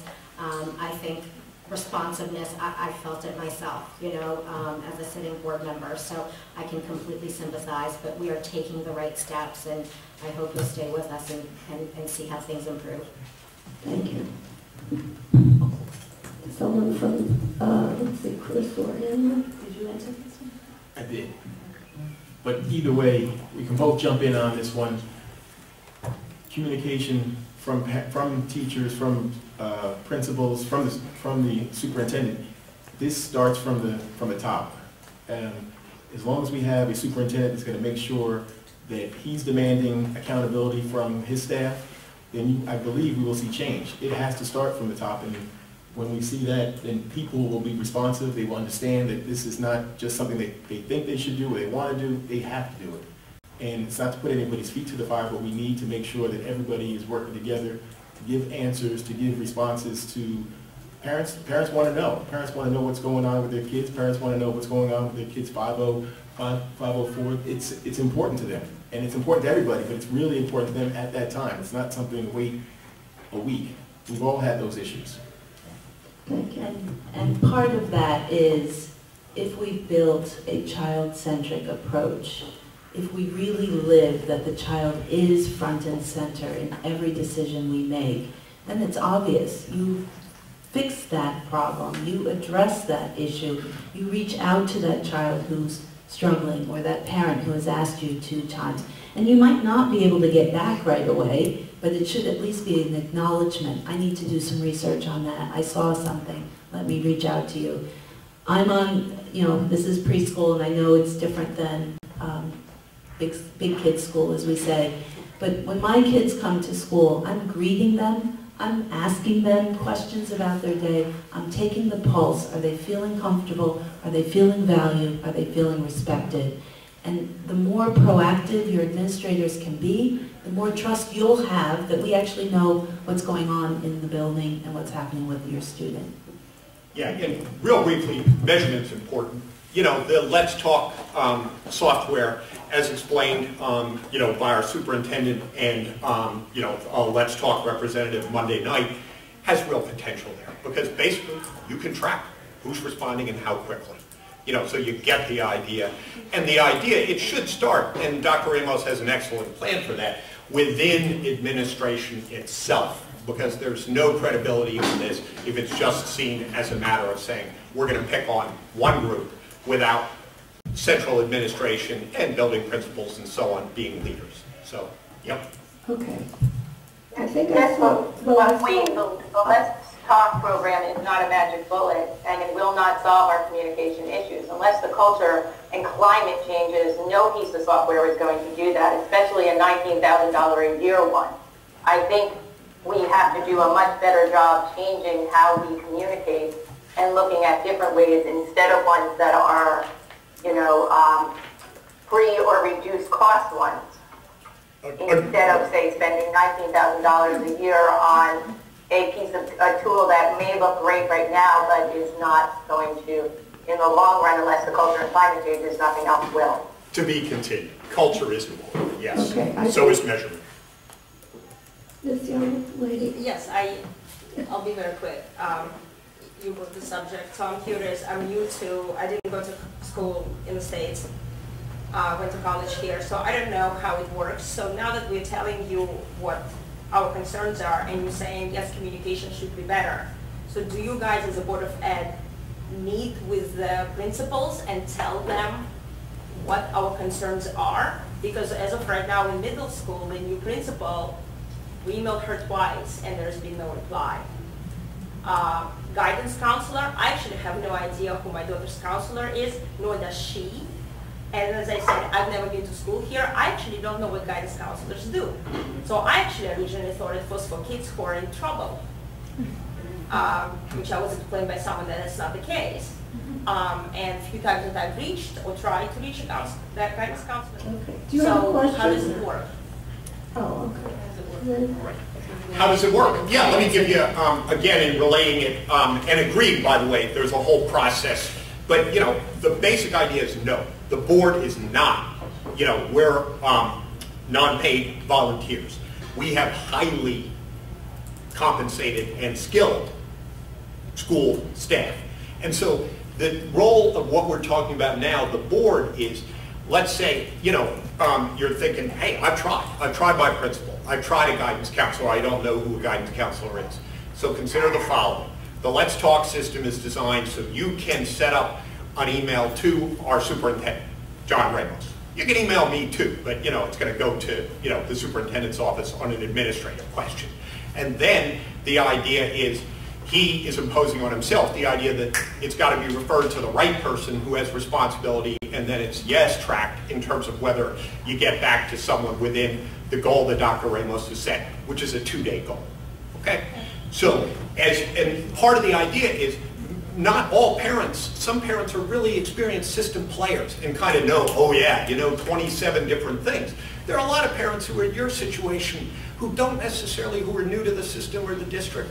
And so Let's Talk is a vehicle. It's as easy as clicking on the website, and sending it along to Dr. Ramos, and it'll be forwarded along. And send it along, to the board members if you want as well, understanding that at this point, it goes through central admin. Okay. Thanks a lot for the question. We have one more question, and then we'll go to the closing statement. Hi, I'm Marissa De Silva from Maplewood. I just want to know if you can comment on the quality of our curriculum. What are the high points? What are the low points? And how where do you see we can make it better? Okay. I'm sorry, can you repeat that, Gwen? I'm sorry, what did you say? Do you want, Alyssa wants it repeated, Oh, I'm Marissa, if sorry. that's okay. Can you comment on the quality of our I can't really hear it. Why don't you say it into the mic, Yes. Wayne? The question relates to the quality of our curriculum, areas that are good and areas that are not as good and need improvement. Okay. Okay, thank you. Yeah. I'm sorry. Sure. I'll start. I guess I'll take that. Peggy's going to start. Yeah, Peggy, why Okay, don't I'll you start start and here? then I'll pass. Down the table. Okay. Yeah. It's a huge question with so many components. Let me try to take on just a few of them, and this is my perspective mostly as a parent, but also as a curriculum and teaching person. In my experience, and based on what I know of kind of the high quality state standards that are now in place that kind of help guide teachers and school districts in determining what would constitute good curriculum and how we can craft teaching to address the skills that we should be reaching for at each grade level. In my experience, our math curriculum has been well crafted and well sequenced, and has been constantly scrutinized to look at how well aligned it is with the most current thinking in effective math curriculum and instruction. That's not to say it is not without its flaws in terms of perhaps how assessments are done, how placements are made, and better and more diverse measures could be used in that process. But that's one element. Our language arts curriculum has many solid components and has committed teachers working to continually enhance the quality of our offering through the reading and writing workshop model. That said, that model, I believe, given my background in literacy education, isn't fully complete and doesn't provide all of the necessary supports to help every child succeed and every child reach grade level benchmarks that they should be reaching. Similarly, certainly at the elementary level, our science and social studies curriculum could be significantly enhanced and integrated, for that matter, with language arts literacy instruction so that children really see meaning and purpose behind the reading and writing skills that they are taught. That reading and writing is to be deployed in the service of knowledge, in the service of learning about the world. Thank you. Okay. Alyssa, you want Sorry. I guess I'm going to go because it's hard for me to understand everybody here, so I'm going to try to make this work. When we get a 53% on instruction and programming in our QSAC report, we have lots of issues that we need to deal with in terms of our curriculum. It is not Common Core aligned. It was not differentiated. It's actually not even being taught the same curriculum between the different schools. One school is doing it differently than another. I know that for a fact because I have taught in the school districts and know that. I actually disagree with Peggy. I think that the reading and writing workshop model by Columbia University is actually a very good program and when implemented correctly really does differentiate and do good things. But right now it's only being used in our 6th and 7th grade but not in our 8th grade. Why? Nobody really understands why. The answer that I've gotten is we just didn't buy it because we didn't have the money. We need to do a better job differentiating learning. We need to do a better job in making sure that the curriculum between the schools are consistent and taught properly. And we need to make sure that everybody is getting a quality education and a quality curriculum and instruction. Thank you. Andrew, Chris? Sure. I agree with Peggy on the foreign language. It really is not delivering what we think it should be. I was excited though in 8th grade back to school night where a Spanish teacher said that the 8th graders are going to read the novel in Spanish, so maybe there's already been improvement in foreign language. Again, I'm going to have to disagree a little bit with Peggy on the math curriculum. I do think that at the higher level math, it is aligned and maybe aggressively aligned, unnecessarily aggressively aligned. The bottom levels, that level 2 and that college prep is not a course, and someone who's in level 2 algebra is not learning algebra and they're not prepared to take geometry the next year. We need to really think about how we prep students so that they can be successful when they take a real algebra class and when they take a real geometry class. And then I don't think the teaching effectiveness in the math program works for more than 10% of the students. But that's my own experience on that. Chris, do you have? Yeah, I've seen, you just see things very differently from school to school, from grade to grade. And whether it's language arts in 3rd or 4th grade, you're seeing some really good things there. Then the next year, it's completely different, and it's just not consistent. You need things to be reinforced, and I mean, I'm speaking personally there, but when you flash forward to high school, we do a great job here of communicating and expressing to everybody how great the curriculum is, but we really are only talking about our AP. We're not talking about the average kids, which is nothing wrong with being average. Everybody is good at something, but we do a good job of publicizing and promoting one set of kids instead of working towards making sure that everybody is moving forward together. Okay, that's the real problem. This has been a long evening, and I think we'll start with our closing statements. Each person has 2 minutes, but if you want to be less than 2 minutes, and I think Chanel started something, so I think it's going to be Chris will start with the closing statement. And then after that, we have refreshments, and I hope that you'll be able to speak to some of the candidates.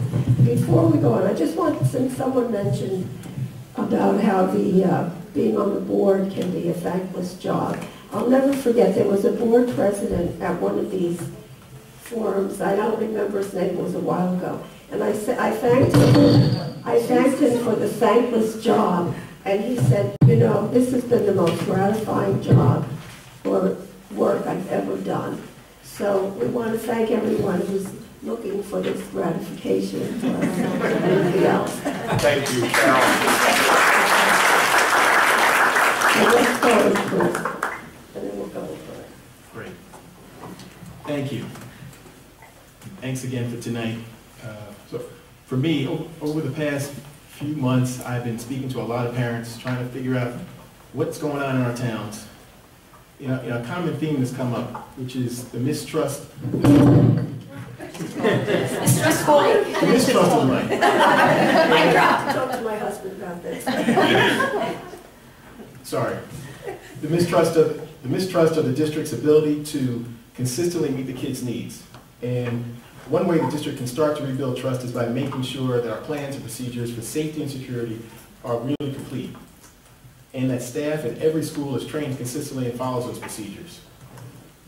We can also rebuild trust by improving the communications. We've said this a lot already. We've talked about it not only tonight, but over the last 20 years, this has become a campaign theme for everybody. Let's start tonight and let's just make that something that just happens, period. And for starters, we need to make sure that Dr. Ramos is delivering on his promise of all inquiries are delivered in a timely response. We need to support parents' right to know and the whys and decisions of all the things that are going on with them right now, whether it's discipline, whether it's placement. Parents need to understand what's happening. But more importantly, we need to ensure that parents are providing everything, and I mean everything they need to know to guide them through the life in our district. From what you need to know on the first day of school, what you need to do as a middle school parent, and also how to plan for college. Everything you need to know, but you just didn't know to ask. So what you need to do is not to just be a Sherlock Holmes and walk around and asking other parents, but what we need is a communications plan that is spelled out correctly, detailed, so that the superintendent can spell this out for us, and we as a community can look at it and say, this makes sense, and this is what we all can work towards to achieve. There's a lot of things that have been talked about, and I would say Manny and Sabin, we are two committed people to the community. We've both been here for a long period of time, and thank you very much. Thank you. Alyssa? Okay, I think that's me. I first want to start by saying that since some of you may have missed some of what I've been saying, it's all recorded and I will, it is up on our website, Soma 2015, for you guys to see in case that's happened.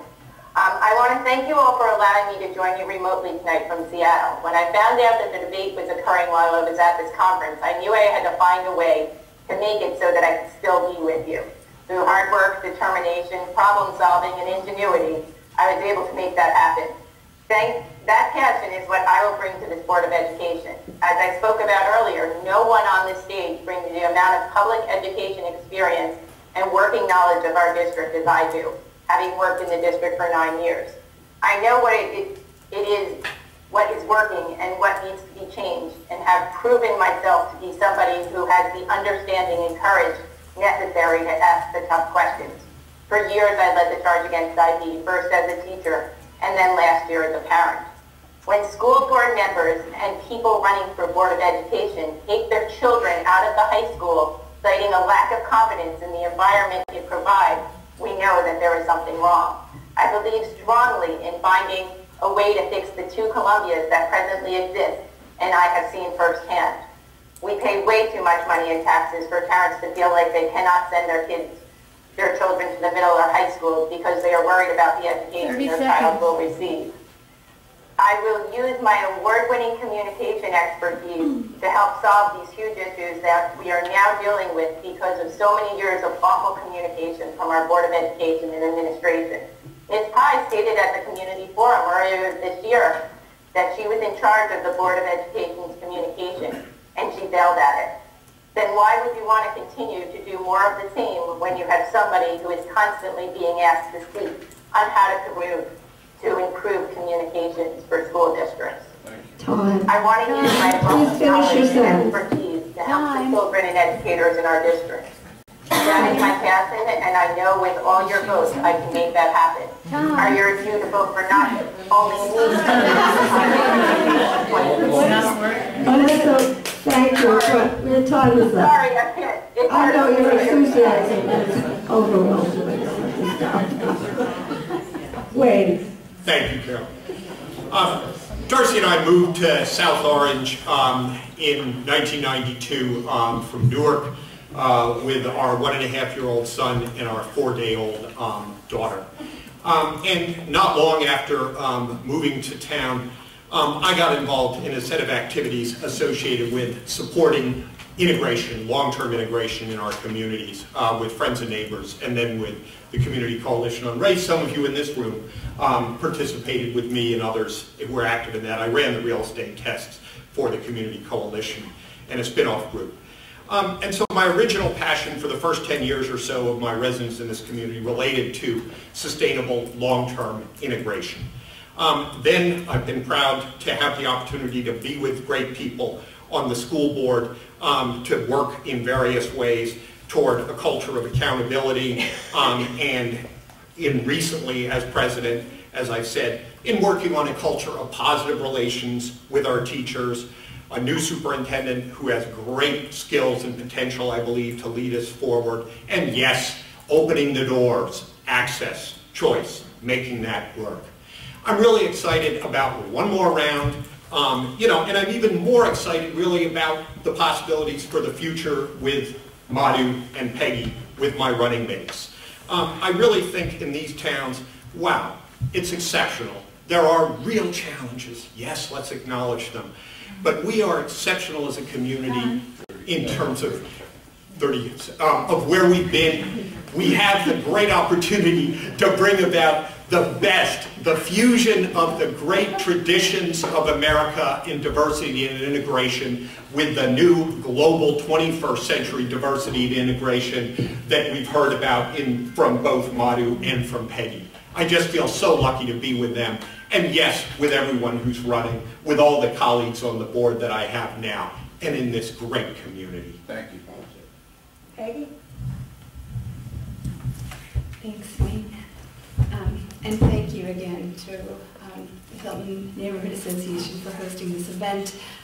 As a parent and professional educator, I care deeply about the quality of teaching and learning that goes on in our district's classrooms, and about helping to ensure that every student is properly supported to find their success.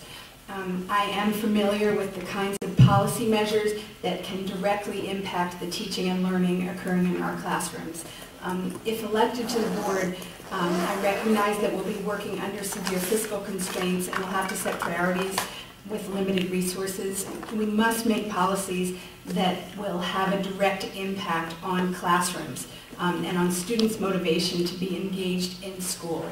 I will work to ensure that our district is a place that recruits and attracts the best teachers, including teachers of color, and that values and supports the many talented teachers we now have. Others have said this in many different ways, but I am very optimistic that with the administrative leadership of Dr. Ramos and the governance experience of Wayne and of Madhu and other members of the board, we are at a turning point for the better. I believe that with my experience, I can help the board steer the district towards a more collaborative vision of teacher professionalism that will help our teachers, together with administration, accomplish the very difficult work of getting our curriculum into alignment with state standards, and to effectively implement what I hope will be a new district policy of access and choice.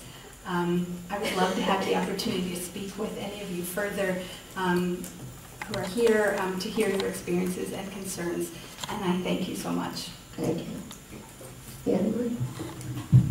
Thank you again for listening tonight. 90 seconds is a really, really short time. Please reach out so that we can talk in more detail. The issues we face are complex and require community-wide collaboration. No one person has all the answers, and we can only move forward if we have consensus on which direction we want to go and how we think we can get there. I would like to help build that consensus on the board and in our community. Ultimately, we won't do that just by talking or debating. The board has to enable our educators to meet some of our most basic, simple challenges, one by one, to rebuild community confidence and regain the trust of parents. We can't make big leaps before we can consistently make simple strides. Doing so requires the board to set achievable, measurable goals each year to ensure that we're not trying to do too much at once with our limited budget dollars. That's why I'm running. It doesn't have to be as hard as we seem to make it. We can make our schools into places where all students feel safe every day, physically and emotionally. We can make all our students confident and successful learners. We can better challenge our high achievers without compromising on other students. We can restore parents' trust in our school district. We can succeed if we harness the energy, enthusiasm, and talent of everyone in our wonderful community. Running South Orange Country Day, I have transformed the school from a teacher-directed philosophy to a child-centered approach. I know how hard it is, and I also know that it's possible. I'm dedicated to our towns. I've been active for over 8 years as a PTA, HSA, and community volunteer. Many of you have worked with me in the PTAs, the HSA, YouthNet, Neighborhood Associations, CERT, and Playday, and I currently serve on President's Council. I ask for your vote on November 3rd, both for me and my running mate, Chris Sabin, so we can help the district address the many issues that have frustrated too many parents and their children for too long. Thank you.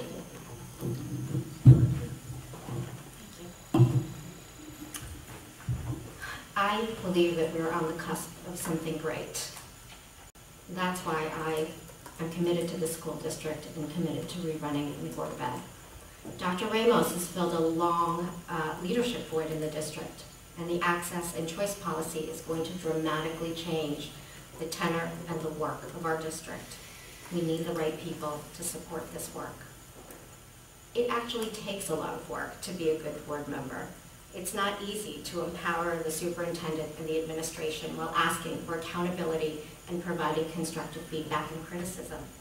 The scathing voice of just one board member can disempower and disenfranchise and demotivate, and that ultimately hurts our children.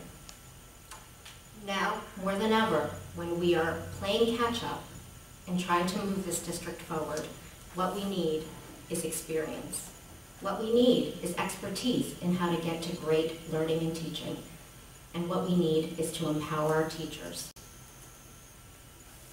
Mr. Eastman and I are uniquely qualified to continue the important work that has already been started in this district. And Ms. Friedson brings expertise in a critical element where a board member can add real value, and that's enabling great teaching and learning. So I hope when it comes to vote on November 3rd that you'll vote for Pai, Eastman, and Friedson. Thank you. Okay. Again, I'd like to thank everyone for coming out tonight and giving us the chance to speak with you and answer your questions. You should vote for the candidates that you feel are most qualified to effectively govern this district and help lead its schools into the future. My strengths are that I have been in the trenches for the last few years fighting for public schools and our children's right to the best public education possible. As a local organizer for Save Our Schools New Jersey, a nonpartisan grassroots volunteer organization, I have been to Trenton lobbying our state legislature on education and educational funding issues, and I know our state assembly representatives, Mila Jacey and John McKeon, and have worked with them both. Earlier this year, I founded a new local group called, with Alyssa Malaspina, called South Orange Maplewood Parents for a Quality Education. We currently have over 600 members on our closed Facebook page, and we are working hard to make positive, parent-driven led changes in our schools. Some of you may remember the controversy surrounding a Mandarin immersion boutique charter school that tried to open, not once, but twice in Maplewood. I personally spent about 6 months leading the opposition to the second application of Huamei, working closely with the school board at the time, as well as former district superintendent Brian Osborne, who estimated that if Huamei had been allowed to open, the district would have had to set aside about $500,000 just to fund its first year.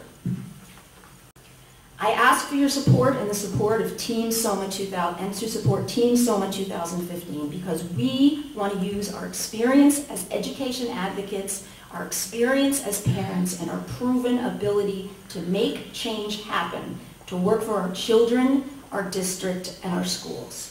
And make no mistake, your vote counts. In this race and every race. And I'm not ashamed to say that I lost my last election as Democratic district leader by 1 vote. 1 vote. So thank you for coming out here tonight to listen and ask questions. Thank you for being involved citizens who clearly care about public education. And thank you for voting on November 3rd.